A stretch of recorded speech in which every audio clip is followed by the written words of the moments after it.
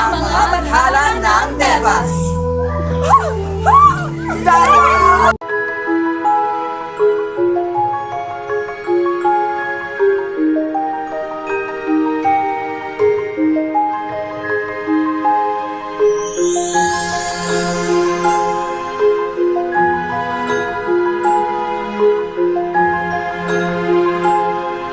Magandang araw sa lahat. Ang aming paksa ngayon ay tungkol sa memorandum. Ang memorandum ay isang formal na sulatin na ginagamit sa paaralan at opisina. Ito ay ginagamit upang magbigay ng mahalagang impormasyon. Karaniwan itong ginagamit sa loob ng isang organisasyon. Ang memo ay malinaw at tuwiran na mensahe. Mahalaga ito upang maiwasan ang kalituhan. May sinusunod na tamang format ang memorandum. Ginagamit ang memorandum para sa mga anunsyo at panoto. Maaari rin itong gamitin sa pagbibigay ng desisyon. Nakatutulong ito sa maayos na komunikasyon. Ipinapasa nito ang impormasyon sa tamang paraan.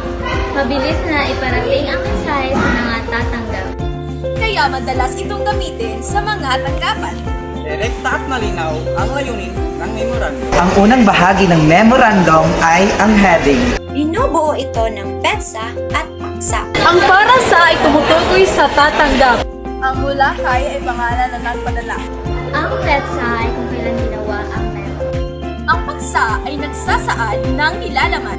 Mahalaga ang heading para sa kayasan. Ang susunod na bahagi ay ang katawan ng memorandum.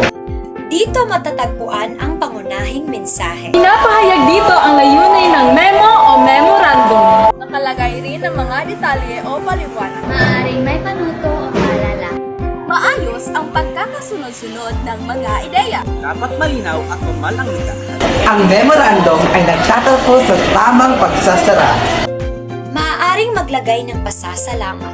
Katapos ito ay ang lagda.